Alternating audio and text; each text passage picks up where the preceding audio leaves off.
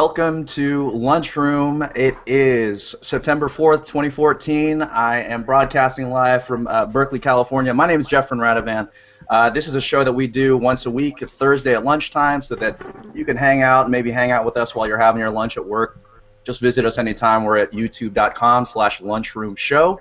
I am joined today by an awesome panel, leading off with our illustrator extraordinaire, the man of sketch card fame, Justin Chung. Justin, how are you? I'm good. Sleep deprived and still hungry, but you know, I'm committed to the show, so I'm here. Awesome, man. Good to hear. Good to hear. And my man on the ones and twos, my partner in crime, my brother, Jason Radovan. How are you, bro? What's up, man? How you guys doing? Yeah, doing pretty well. The shirt's looking good today. Oh, thank you. I hadn't washed it since last week, so you know, it's aged. It's aged a bit. Good to know. Hey, just want to let you know, Jay, it looks like the feed right now is stuck on me, so let's make sure we're driving the correct one. No, I am. I'm driving. I'm driving all right. Okay, yeah. Cool. I think we just have a delay on the YouTube feed. Yeah. Coming up next, broadcasting live from the state that gave us flight, the state that gave us light, Ohio. Hey. My man, James Robinson. How are you, James? Pretty good. How's it going, Jeff? Man, we're doing it. We're back for episode 4. We're gonna see shortly if this is more like Superman 4 or more like Rocky 4, or we're all just kind of waiting to see which Aliens one versus Predator. Dude, I don't know. I'm hoping that it's the best of both worlds. I think there's a good chance it lands somewhere in the middle. Okay, good. Yeah, and last but certainly not least, my buddy of a long time coming out of Nashville, Tennessee, Skylar Brown. How are you, Sky? Doing great, man. It's great to be back. Great to see you again, Jeff. Yeah, man. It's great to have you on again. We've got a nice little crew here. I dig this, man. It's a good group we got going. So, you know, we just like to hang out, shoot the S. I don't know if we can curse on here, but Dude, it's 18. It's 18 and up. 18 and up, right? Yeah. I think I said it. Wait. I think I've dropped a couple F-bombs on the show already. So Did think you it's say okay. shoot the ass? shoot the S. Yeah. Ass. Ass. That's what I thought I heard you say. It sounded like you were trying to say shoot the ass, and then you just went on. You want to know what happened? I'll tell you guys. I'll let you into my thought process a bit. Over the weekend, we were watching my nephew's football game, and I had my niece with me, and she's sitting on my lap, and she goes, "Uncle Jeff, I saw your show," and I was like, "Oh. God, you're watching." Oh. So, hi to you, Eva, and don't repeat anything that we say here. Thank you. So, shall we get into a little bit of Now We Know? We got some of the top stories. There was Now we know. last week. Oh, there's so much to be said. So much. You might say a lot fappened this week. A lot was happening this week. Oh, so much. We discussed covering this story at length, but we're going to do our best to keep it tasteful here. So, in case you haven't heard, a bunch of celebrities basically had a bunch of private photos leaked. Many of them would be considered not safe for work, very private photos. Among the list of those affected, certainly Jennifer Lawrence is at the top of the list. What's her name? I feel like there's a bunch of... Dude, I feel like Jennifer Lawrence really is kind of like the face of the fappening, or the breasts of the fappening, as it's more appropriate that way. Yeah, so that's totally true. I don't know if you caught this. There was a Twitter movement of ladies wanting to show solidarity for Jennifer Lawrence, and they were posting private photos of themselves in solidarity. Yes, more solidarity is good for everybody. I think we should all. You didn't see that? No, I mean, I actually was avoiding that because, I mean, those are private photos, and in some ways, I mean... You have too many morals. You have too many morals, Justin. No, I mean, it's the invasion of privacy. I mean, you wouldn't want someone to, I mean, take your diary and put it on the internet, or... Dude, if I was famous and rich enough where that would matter, then yeah, that's the price. No, I mean, yes, they have FU amount of money, but... And you know, it's probably more than I'll ever see. But the point is, it's still not. I'm not. I mean, unless they texted it to me personally, I'm not gonna look at it. So in the meantime, all right, let me know when Jennifer. My phone number will be in the show notes afterwards, girls. So, Immediately after the show, Justin gets a call from Jennifer Lawrence. I saw the show, Justin, and here's a private picture of my breasts. That's what you. Can you make me a stage card? Can you?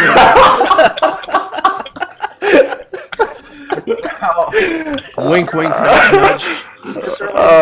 Something like this is leaked. We've seen this before, but I think the story here that's worth mentioning is that the internet in general, as a community, has responded fairly well to this. Most everyone is singing from the same songbook now and is in agreement that this is a breach of privacy and someone should be punished for taking these photos and basically posting them on 4chan and Reddit and the like. Yeah. The hacker known as 4chan? Yeah, exactly. or the hackers. I mean, it could be more than one. The collective. Yeah, I mean, that's one of my theories. It may be more than one person, just because the photos don't look like they came from the same source. I mean, the claim is they all were hacked from iCloud, which I don't know. I mean, some of them had like text on it, which I think means they're from Snapchat or something like that. So some of them were from Snapchat. Yeah. So I don't know. Yeah. But a lot of people, the one thing I disagree with in terms of how the internet is reporting on this is I don't think they're both blaming the victims, saying it's their fault those photos got stolen, and they're blaming Apple for saying iCloud had a bug or some sort of loophole or flaw in the code. Listen, I mean, I don't care what you do with like your private electronics and stuff like that. I mean, what you do is your business with it, and that's how it should be. But it's also a little bit of a problem in that there are so many people that practice hacking on computers, mobile devices, just everything. It almost seems like nothing is safe anymore. I don't know if you guys heard the story, but a while back there was like a guy, I guess, who he was able to hack into like a Wi-Fi network using one of those sugar meters for diabetics or something. What? Yeah. There's a lot of There's so many things that people can do with personal electronics now. It's crazy. Yeah. And actually the iCloud hack was mostly social engineering. I mean, they just brute forced the password. And my theory is what happened is they went to another site with a weaker password protection, and some of these celebrities just use the same password everywhere. So they just tried the password they stole somewhere else on the iCloud account, because Apple had no breach at all. There was no bug that allowed someone to get into iCloud. I mean, someone hacked into it. They broke in, and it's not Apple's fault. But people made it out to be like Apple didn't create a secure server and there was a hole somewhere, and that's totally not true. Well, I have lots of criticisms for Apple. I could complain about Apple better than anybody, but it's not their fault. It is first 36-hour reporting, though, that said a lot of that. And by the time that Apple was actually able to look into the issue, they did find that there was no breach. But I think you raised an interesting question earlier, Jeff. What does punishment mean? What ruling body is going to say, what legislative branch is going to say, hey, this guy stole photos in this manner, because obviously some black hat attacks are worse than others. And what does that person deserve punishment-wise? And if we're waiting on 60 and 70-year-old people that don't know what Snapchat is to rule on this, then we might be waiting a very long time. Well, so I think we don't know what we're going to see. And it also depends, I guess. Punishment. Well, I guess it also depends on who moderates, I guess, the net. Like, would it be under the jurisdiction of the federal courts, the FCC? Right. I mean, it's poop shoot. Yeah. I think in terms of jurisdiction, it's going to be a little fuzzy. Is it in the state that the crime took place in, or is it going to be federal? But I think for the older people, I think if we can kind of create an analogy for this as just stolen property, it might be easier for them to understand. Because it's essentially what it is. It's no different than if someone kicked your front door in and stole something from your house. But it is different because legally, property has different value. Right. Right.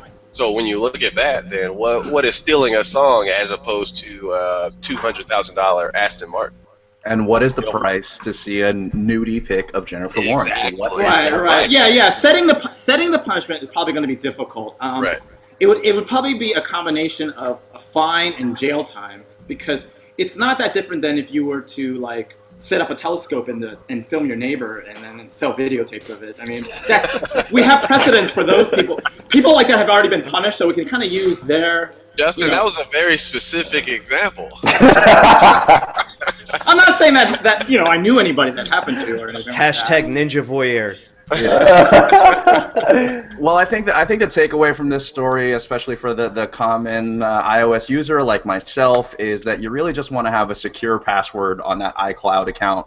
And two-factor authentication might be a good idea. Exactly. Was just going to touch on that. Two-factor authentication basically says if any changes are going to be made to your iTunes account, that they've got to send you a text to your phone or something that you respond to and enter a code so that it, there's that second layer of authentication there. Another thing that I heard over on the MacBreak Weekly show, a podcast that I listen to on the Twit Network, is a recommendation for those security questions when it's like, what elementary school did you go to? Well, with a little bit of Googling, I could probably figure out what school Justin went to. Well, that's why you're not supposed to use the real answer, though. I mean, you're supposed to use an answer that you remember. You don't have to give your real high school. That's exactly what I was going to get into. Is you might want to enter an answer there that's maybe a little bit more obscure. It might even just be a random string that you memorize and either put in your, write it down in a notebook or preferably somewhere more secure like 1Password or one of those secure password services. But we're going a little security heavy today. We've got this story with the fappening, as it's come to be called, and then this other story reported by Popular Science where a couple of phony cell towers that look and behave much like any regular cell phone tower has been discovered all over the country. I think we've got an image of the map of the look like a dozen or so locations of just all across the country where there are these towers popping up, and no one knows who's responsible for putting them up. No one knows where the data is going that's coming across those towers. So there's not a whole lot to do here preventative-wise. I mean, if you're in one of these areas, you may be on them, but at this point, it's a matter of just kind of being in the know of what's going on, and we're certainly going to be following this story. Skylar, what do you make of all this? Are you around any of these towers? I believe I am around one of them, and the question that I have for Popular Science and a lot of the people that are discussing this is, if you are just getting my IMEI number and basic data that I'm sending over the tower, then in my opinion, there's no need for me to worry. Obviously, I prefer that we did know who owned these towers, but you are not really getting anything other than my phone identification and how much data I'm passing. So I think people should be cognizant of the fact that these aren't full-on hacks that as soon as you come up on the tower, all of your data goes into the tower, and then someone's, those are the fappening towers. That's the culprit. It's the real culprit right there. Right. Yeah. That is a potential way of getting in. So like Skylar, for you that might be a problem. Some people trade private information over their phone. I mean, someone might forget a social security number while they're filling out a form and text their significant other, "Hey, what's your social security number?" or whatever. That sort of information could be skimmed from these towers. But the other thing we need to be worried about is that data is really important. So like maybe these towers aren't a threat to us as individuals, but if they're aggregating large amount of data from all of us, it could create some sort of, it could give whoever's collecting this information some sort of leverage. Science gets all sorts of learns a lot of interesting things when we take a lot of data, a lot of big data, and we put together, we can get profound information about things that way. And so individually, you may not have to be worried about someone like stealing your nudie photos that your girlfriends have been sending you, but if I had one, no, I'm just kidding. But I still think we should be concerned, even though there's no individual threat. It could potentially be a problem. Definitely. Yeah, and this article says that the being on the interceptor towers, as they're called, does open the possibility for surveillance hacks, like listening in on phone calls. No, it totally does. It totally does. Totally possible. Yeah, unless it's encrypted. Like if you were using an iPhone and you were using iMessage, these towers would only get encrypted. The text would still be encrypted from iOS to iOS. It's only plain text and voice that these towers can collect information on. They can collect the encrypted information, but right now it takes too many resources to crack. And there are several applications that you can use to have secure vocal communication. Right. Yeah. You could. But the other thing is that when you're talking an actual someone's getting into your phone, you're talking about proximity and time. Yes. So that's why people who are right next to the tower, as an individual, should actually be worried because you are at a considerable risk there. But right. They could actually missile strike you if they know if one of these towers knew where you were. So I mean, they may not be able to steal like your iPhone to iPhone text messages, but they could shoot you down with a missile though. All right, so James, I want to hear from you. What is your best guess? Who do you think is behind this? What do you think they have to gain? Honestly, it's a shot in the dark to say who could be responsible for setting up phony towers. I mean, it's also one of those things too where you can, if you want to install something like that, you could dress up as like a cell tower climber or a construction worker, and you could just be doing your thing over in a spot. And how many people actually like would stop you and say, "Hey, what are you doing?" I don't know. Just because I dress this way. Well, but I'm saying there are like you see like so many construction crews around there. It's like, do you really know what they're doing? No. Most people mind their own business. Yeah, people mind their own business, but I'm more concerned about personal info like credit card information, because I shop on, like, for example, I shop online on my phone all the time, or my iPad. Exactly. And it could be like the whole thing where those hackers, I think it was from Russia or China, they stole a bunch of customer information from Target and all these other name brand stores and chains like that.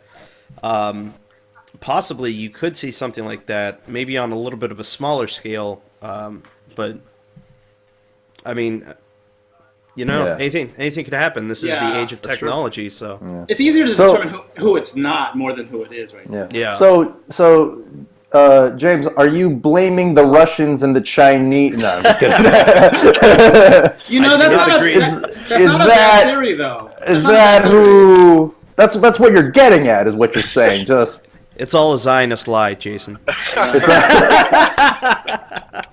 Well, the thing that's interesting about these towers is all of them are close to U.S. military bases. So it's possible that it could be... Oh, I didn't think about that. Yeah, it's possible it could be a foreign government trying to skim civilian cell phone communications from military personnel. I mean, I totally do not believe it's NSA, because because they already have access to that information by going straight to the carriers, so they don't need these fake towers. So I don't think it's our government. It could either be a foreign government or a private company, like in all these movies where some super billionaire rich company wants to take over the world.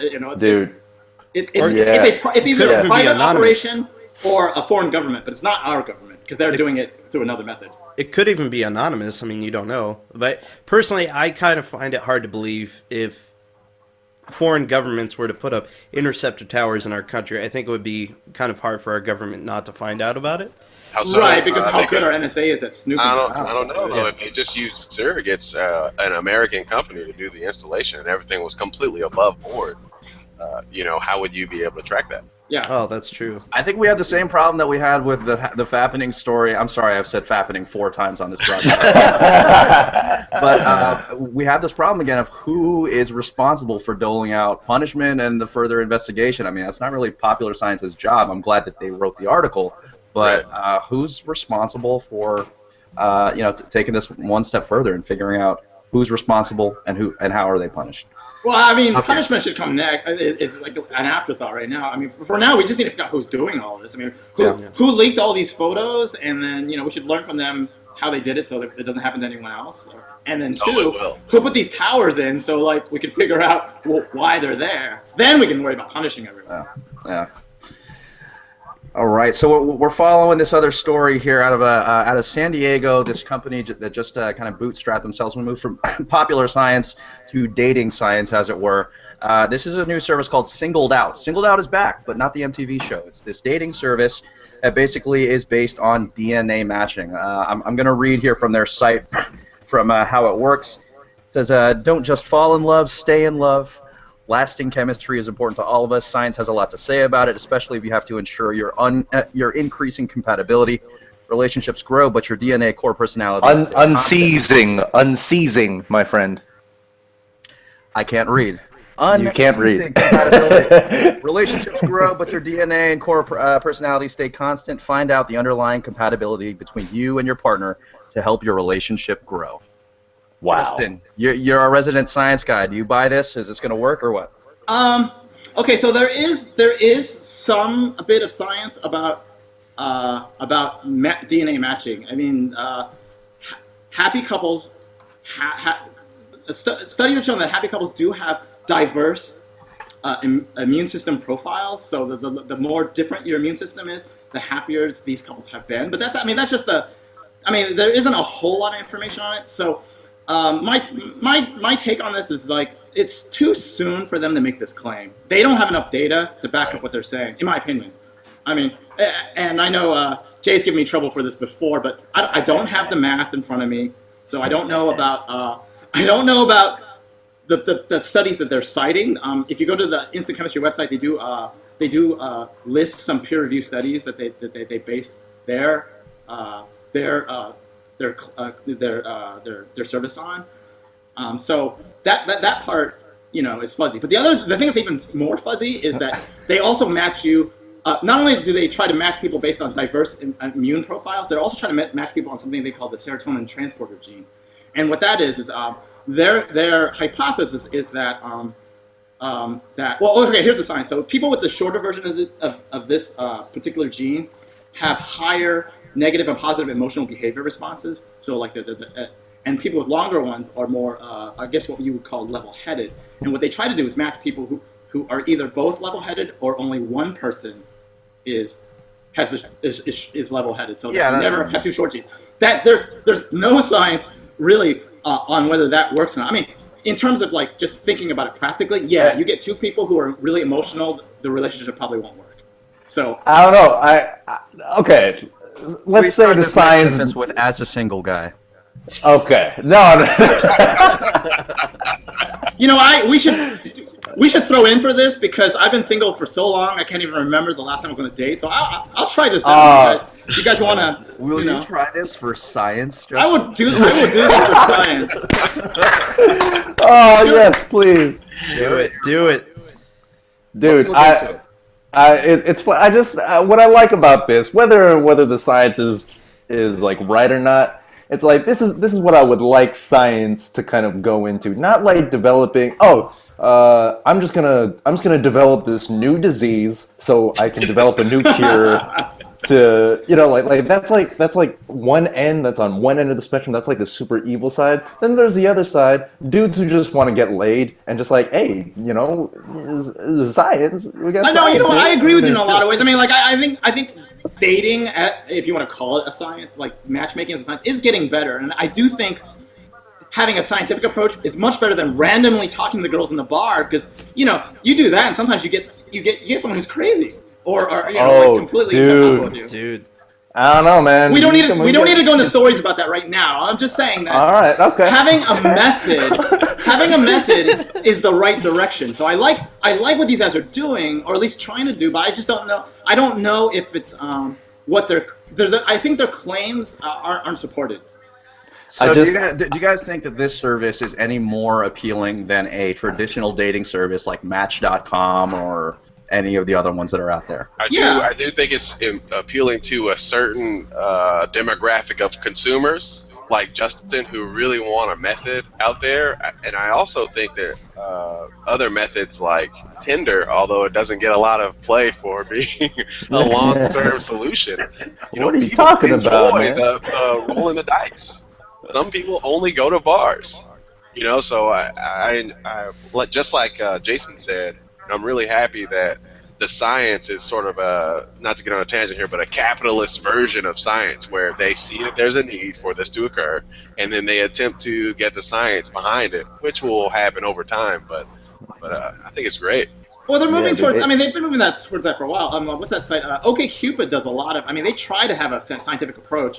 That's all question based. Yeah, but they crunch the numbers, and they have really intelligent questions. Like Match.com has stupid questions. Dude, they match people. They don't match people with any kind of method. I mean, other than just some sort of just know that this is the closest thing to weird science that we're gonna get in our lifetimes. Like, I'm gonna make a girl. We're gonna make a girl. You haven't been following the latest robotics news, man. They're getting a lot closer to that than you think. Especially in Damn. Japan. Right. You're Asian, man. Look at your eyes. You should know this sort of stuff. Oh, I can feel it. I can. He doesn't know about that. One thing he definitely knows about is superheroes. And I know, Jay, you've been waiting to break this story going into superhero short. So tell us what's going on with The Rock, man. Oh man, Dwayne the Rock Johnson is going to be your Black Adam. Yay! That sounds which great. is which is something that that it's been long rumored. They ever since The Rock started doing movies, like he's always been a fan favorite. This is the first time that I've ever heard of a dream casting coming true, and it's really cool that he's super psyched about it. I think they need him right now to sort of, dude. If your franchises are going in the toilet, bring in Dwayne. Exactly. Fast and Furious, G.I. G.I. Joe, Yeah.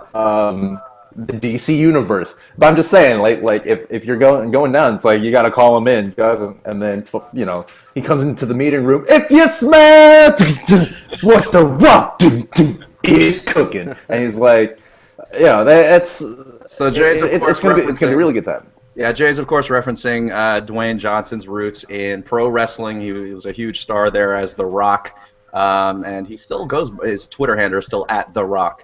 I think what's interesting here is we didn't get a press release. We didn't get a People.com article. The Rock took to his Twitter account and posts this image of Black Adam kneel at his feet or get crushed by his boot.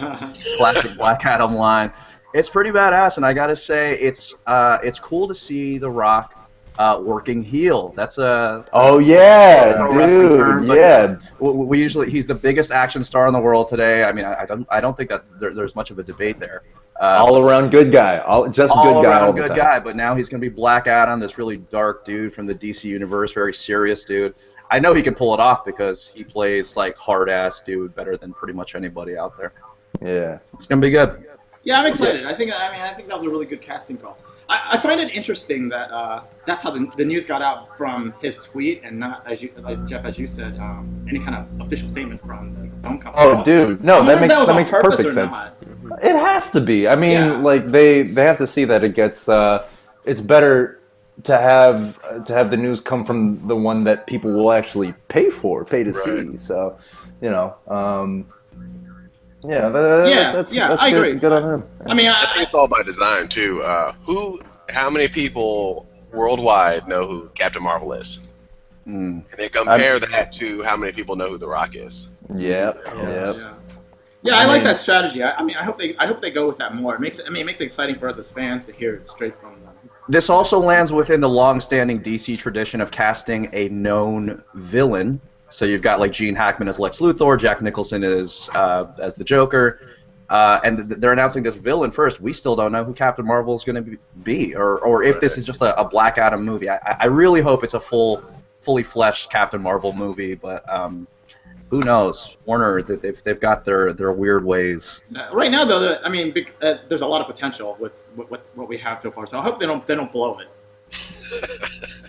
I mean, because you look at like Batman, Superman, and every time there's a new piece of news, you're like, uh-oh. You get more pessimistic instead of optimistic, So right now, whether this is going to be Shazam or Captain Marvel or a Black Adam movie, there's a lot. I mean, I have a lot of optimism for it right now. I do too. What other DC news do we have going on? Dude, there's so much actually going on in DC right now. You get a one lot of more rumors. story. I get one more. Okay, I better. Hold on. You better do the thing with Gotham and Netflix. I'm gonna kick it over to Gotham and Netflix. Good choice. Fox's fall show, upcoming show, Gotham, which is essentially the Smallville of Batman. That's fair. It's a Smallville Batman with the main character is actually a young James Gordon. Before he was Commish, before Batman donned the cape and cowl. So this is going to be playing this fall on Fox, and Netflix has kind of gotten ahead of themselves and bought the rights to them already. Like, So not a Fox show anymore, is what you're saying. It's not. No, it's still a Fox show. But then when I guess when it's time to release them, Netflix will be the first ones to get it or something or another. Netflix, as I Jeff, understand, can you explain? Yeah, can you? As I understand the deal, Netflix has grabbed exclusivity rights to the online streaming version of the show. So typically you'll see this with other network shows where once they're in syndication, you'll see them on Netflix, you'll see them on Amazon Prime, you'll see them on Hulu Plus. Netflix has basically gone, and before an episode has even aired, they've said, we want to be the only game in town when it comes to this Gotham show. And they paid right around $1.75 million per episode, so it's a pretty lucrative deal. And bugs. $1.75 million per episode. Okay, they said bugs. Sorry. What? Yeah. So I mean, I think this is a good indicator for the show. I may eat those words because we haven't seen anything yet. We've seen some trailers that look cool, Right. Some TV spots that look decent. I don't know, Sky, what have you seen so far? What's your prognosis for the show? I've seen the. I want to flip it over to James because he seemed really excited when you announced it here on the show. But I'll just say like, quickly that it's tough for me to get excited about it because the actual hero's not there, and I'm not a huge Gotham fan in general. So I'll flip it over to James. I don't know. We'll see. right. I have James, what do you got to say about action- this? Oh no, I'm not too So- anxious to say anything about it, but I mean, I think it's going to be one of those shows where it can go either way. People are going to either love it or they're going to hate it completely. You definitely have a lot of room to play around there. I feel like when you have a show like this as a prequel to, I guess the Dark Knight trilogy, is that what they're trying to make No. Gotham as? This Or is just in general? this is they're trying to follow. I guess. I mean, this is their own canon. I mean, they're not trying to follow Okay. any Chris Nolan verse or anything.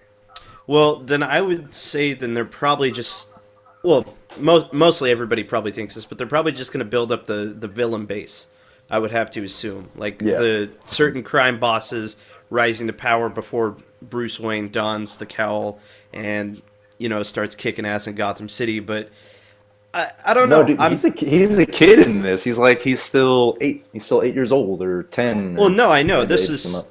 I'm talking about, but this is going to be like the build-up for all the villains Yep. to start turning Gotham into really the pit of evil, I guess, is what he would say. I'm just scared because I think as an audience we've sort of graduated from the Smallville's no flights, no tights rule. I don't know. That was the only way. They bailed on that, didn't they? I mean, I didn't They watch did. the They end of- I didn't ended up watch doing the that. rest of Well, Smallville, but the only reason why it worked in the beginning was because they wanted to make a Superman show, but their only fear was whether it was palatable or not. So that was why no flights, no tights. Like, let's make this a show that can be digested. Now that we've digested and we want more, now we have shows like Arrow and the upcoming Flash and I see what you're saying. and Shield and all those shows like where they're not implying it. It's just like, yeah, these are heroes, these are superheroes. But I don't know. We'll see. We'll see if this one works out. Maybe this will be a little bit more cartoony, a little bit more. I don't know. It looks really serious. Fantastic. Huh? I mean, I like the idea that it's a little bit dark. I mean, that's. I mean, that's my personal taste. I like dark shows. But I know like Dark Soul. I know the general population. Some people don't like shows like that. They want something. I mean, because life sucks enough for them as it is. They want to watch something cheery and bright and happy. But I got smiles all day long. I want to see something gritty when I go watch TV at night. Do you sleep upside down, Justin? Do you just sleep in an upside down coffin? Just.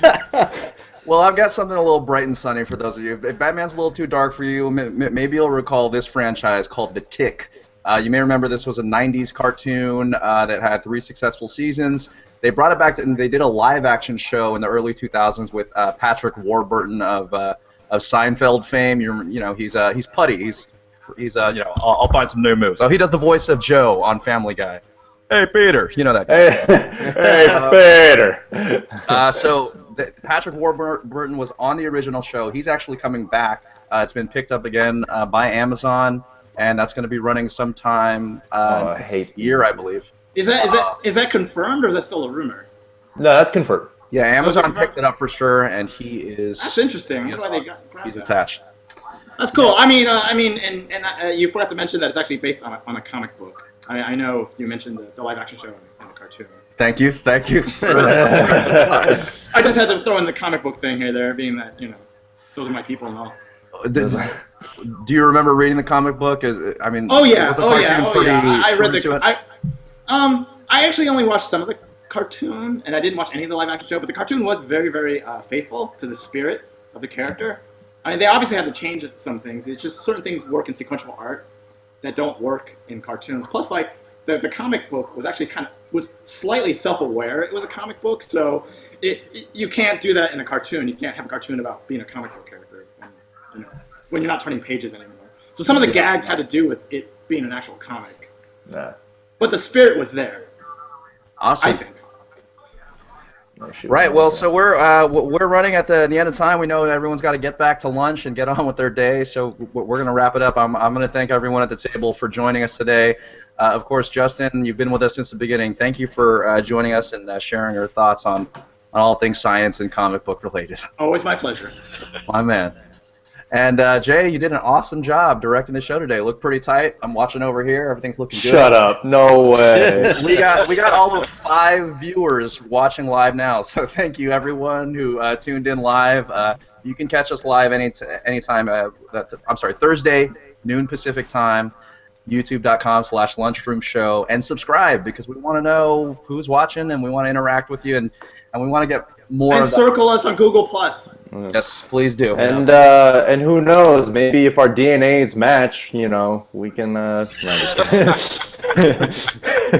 Just throwing that out there. And if you text me your pictures, girls, I'll keep them safe. Yeah, that's what I swear that I won't look otherwise. I mean, just my boys. My boys will see them, but that's expected. You gotta. No, I'm not sharing them with you guys either. Sorry. Is that? Are you gonna post your number, Justin? No.